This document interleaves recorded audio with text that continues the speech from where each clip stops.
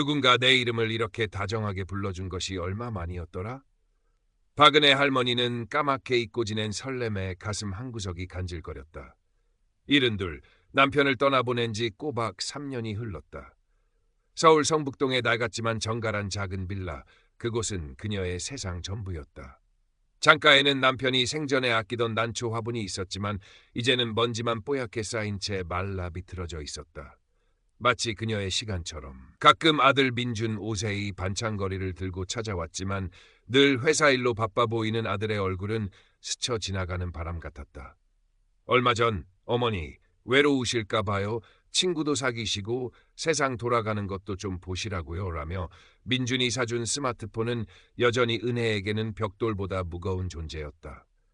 아들은 사용법을 몇 번이나 일러주었지만 은혜는 이 나이에 뭘 그런 걸 하며 손사래를 쳤었다. 민준이 떠나고 나면 텔레비전 소리만 요란한 거실에는 다시 정막이 찾아왔다. 그 정막을 견디기 힘든 날이면 은혜는 할 일 없이 스마트폰을 만지작거렸다. 그러던 어느 날 오후였다. 실수로 손가락이 화면을 스치면서 황금빛 인생 동호회라는 노인들을 위한 온라인 커뮤니티 앱에 접속하게 되었다. 신화 화초 가꾸기 같은 소모임들이 눈에 띄었다. 젊었을 적 남편과 연애할 때 주고받았던 시 한 구절이 문득 떠올랐다. 기억을 더듬어 서툰 솜씨로 익명 게시판에 그 시를 올렸다. 이런 걸 누가 본다고. 혼잣말을 하며 은혜는 쓴웃음을 지었다. 며칠 후 알림음과 함께 은혜의 스마트폰 화면이 반짝였다. 그녀가 올린 시에 이선우라는 닉네임의 사용자로부터 따뜻한 댓글과 함께 개인 메시지가 와 있었다. 선생님의 시에서 깊은 감성이 느껴집니다. 저도 시를 참 좋아하는데 이렇게 좋은 시를 만나니 반갑습니다. 메시지는 정중하고 부드러웠다. 그는 자신을 강원도 산골에서 아내와 사별하고 홀로 지내는 퇴직 60대 초반이라고 소개했다. 은혜는 떨리는 손으로 답장을 보냈다. 그것이 모든 일의 시작이었다. 이선우 씨는 매일 아침 은혜에게 안부 메시지를 보냈다. 때로는 아름다운 강원도 풍경 사진을, 때로는 마음을 울리는 시 구절을 함께 보내왔다. 은혜가 오늘은 무릎이 쑤셔서 종일 누워 있었네 하고 소소한 일상을 이야기하면 그는 저도 그런 날이 있습니다. 어르신, 따뜻한 차 한 잔 드시고 푹 쉬십시오라며 살뜰하게 공감해 주었다. 은혜는 점차 그에게 마음을 열기 시작했고 아침에 눈을 뜨면 그의 메시지가 와 있을까 기대하는 자신을 발견했다. 그는 은혜에게 은혜님 같은 분과 대화하는 것이 요즘 제 유일한 낙입니다라며 마치 정서적으로 의지하는 듯한 모습도 보였다. 잊고 지냈던 설렘과 위안이 마른 가지 같던 은혜의 마음에 잔잔한 파문을 일으켰다. 시간이 흐르면서 이선우 씨는 자신의 물론 조작된 과거 이야기를 진솔하게 털어놓았다. 교직 생활의 보람과 어려움, 먼저 떠나보낸 아내에 대한 애틋한 그리움, 멀리 사는 자식들과의 소원한 관계 등 그의 이야기는 은혜의 마음을 더욱 깊이 파고들었다. 은혜는 그를 완전히 신뢰하게 되었고 남들에게 차마 꺼내지 못했던 자신의 외로움과 속마음을 그에게만은 솔직하게 털어놓았다. 선우 씨만큼 내 마음 알아주는 사람이 없어요. 은혜는 종종 이렇게 중얼거렸다. 스마트폰 화면 속 그의 다정한 글자들이 현실의 그 어떤 위로보다 따뜻하게 느껴졌다. 어느 날 이선우 씨는 평소보다 조금 망설이는 듯한 메시지를 보내왔다. 은혜님, 정말 면목 없는 부탁인데 제가 키우던 진돗개가 갑자기 크게 다쳐서 동물병원에 갔습니다. 급하게 수술을 해야 한다는데 수술비가 한 20만 원 정도 필요합니다. 제가 사는 곳이 워낙 시골이라 근처에 현금 인출할 곳도 마땅치 않고 당장 마련할 길이 없어 정말 곤란합니다. 혹시 아주 잠시만 빌려주실 수 있겠습니까? 다음 주에 연금이 나오니 바로 갚겠습니다. 은혜는 순간 망설였다. 아껴둔 생활비에서 20만 원은 적은 돈이 아니었다. 하지만 그동안 자신에게 한없이 친절하고 따뜻했던 그가 곤경에 처했다는 생각에 마음이 아팠다. 그렇게 좋은 분이 설마. 은혜는 조심스럽게 그의 계좌번호를 물어 돈을 송금했다. 이선우 씨는 거듭 고마워하며 은혜님은 제 생명의 은인입니다. 이 은혜 절대 잊지 않겠습니다라고 말했다. 그 말에 은혜는 오히려 자신이 더 고마운 마음이 들었다. 누군가에게 도움이 될 수 있다는 사실이 얼마 만에 느껴보는 뿌듯함인지 몰랐다. 그 후로도 이선우 씨의 금전 요구는 이어졌다. 갑자기 보일러가 고장나서 당장 수리해야 하는데 수중에 돈이 없다며 50만 원을, 오래된 시골집 지붕이 새서 장마 전에 고쳐야 한다며 100만 원을 요구했다.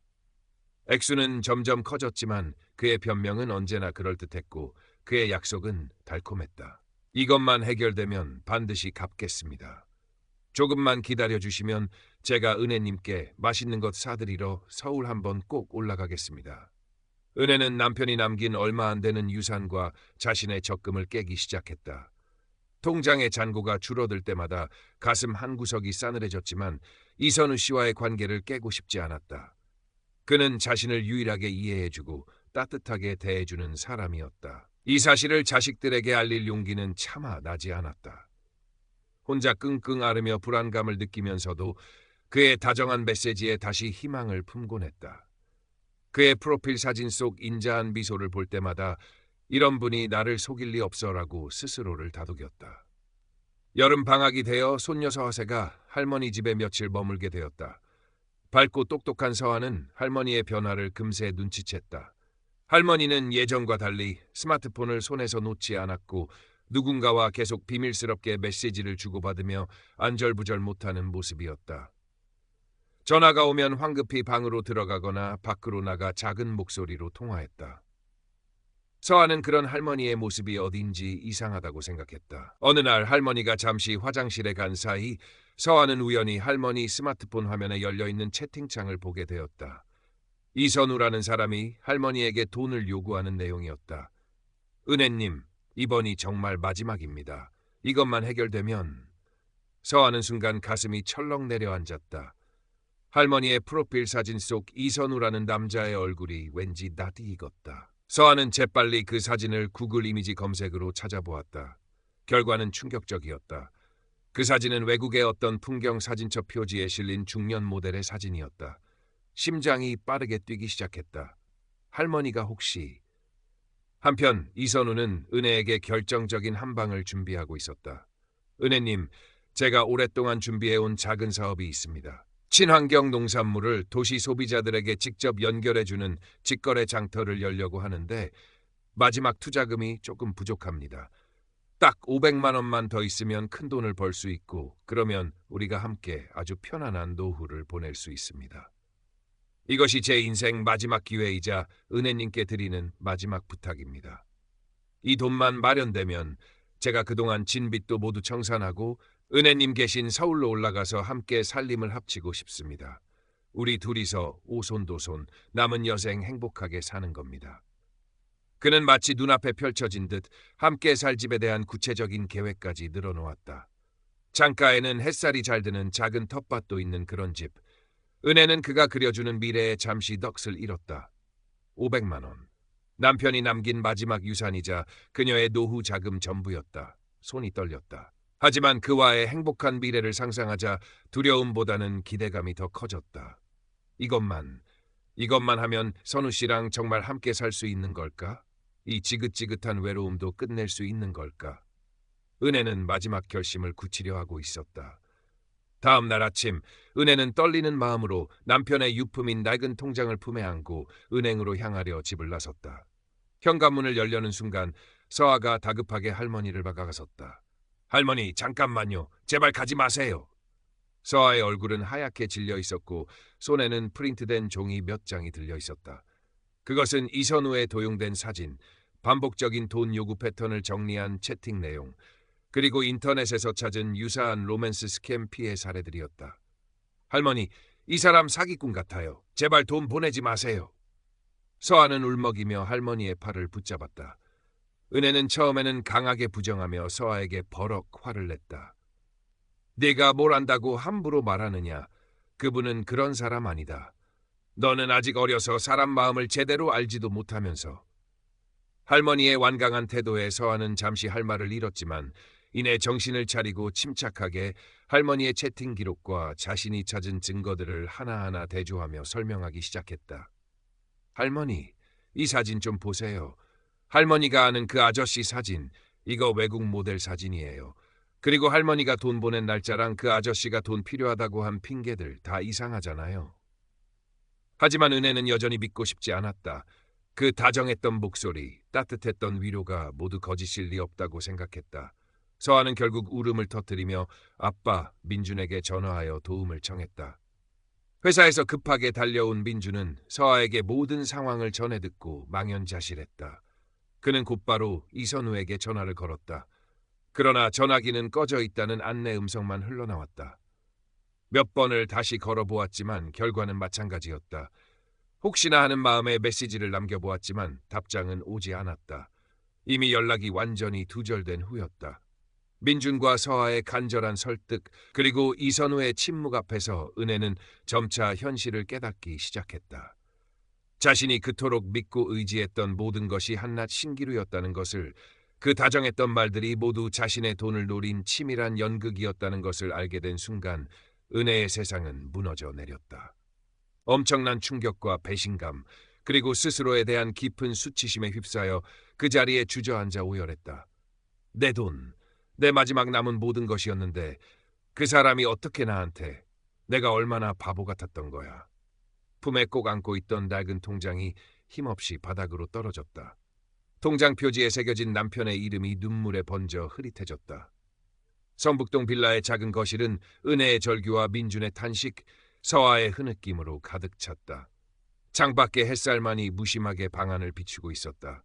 사기당한 사실을 알게 된 후 은혜는 며칠 동안 식음을 전폐하고 방 안에만 틀어박혀 지냈다. 깊은 우울감과 내가 어쩌자고 그런 바보 같은 짓을 했을까 하는 자책감에 밤낮으로 시달렸다. 민주는 어머니의 처참한 고통을 지켜보며 자신의 무심함을 뼈저리게 후회했다. 그는 회사에 급히 휴가를 내고 어머니 곁을 지키며 진심으로 사과하고 위로하려 애썼다. 어머니, 제가 너무 죄송해요. 제가 조금만 더 어머니께 신경 썼더라면 이런 일은 없었을 텐데. 서아도 학교를 오가며 할머니를 살뜰히 챙겼다. 함께 경찰서에 찾아가 사기 사건을 신고했지만 담당 형사는 이런 종류의 온라인 사기는 범인을 특정하기도 어렵고 돈을 되찾을 가능성도 거의 희박합니다. 라는 절망적인 답변만 들려주었다. 시간이 약이라는 말도 은혜에게는 소용없는 듯했다. 하지만 민주는 포기하지 않았다. 그는 수소문 끝에 노인 심리상담센터를 알아냈고 은혜를 설득하여 함께 상담을 받기 시작했다. 또한 비슷한 온라인 사기 피해를 입은 노인들의 자조 모임에도 은혜를 데리고 나갔다. 처음에는 모임에 나가서도 한마디도 하지 않고 구석에만 앉아있던 은혜였다. 입을 열기조차 힘들어 보였다. 그러나 다른 사람들의 아픈 경험담을 들으며 자신만이 이런 끔찍한 일을 겪은 것이 아님을 깨닫고 조금씩 위로를 받기 시작했다. 나만 바보인 줄 알았는데 다들 나처럼 외롭고 사람을 믿고 싶었던 거였구나.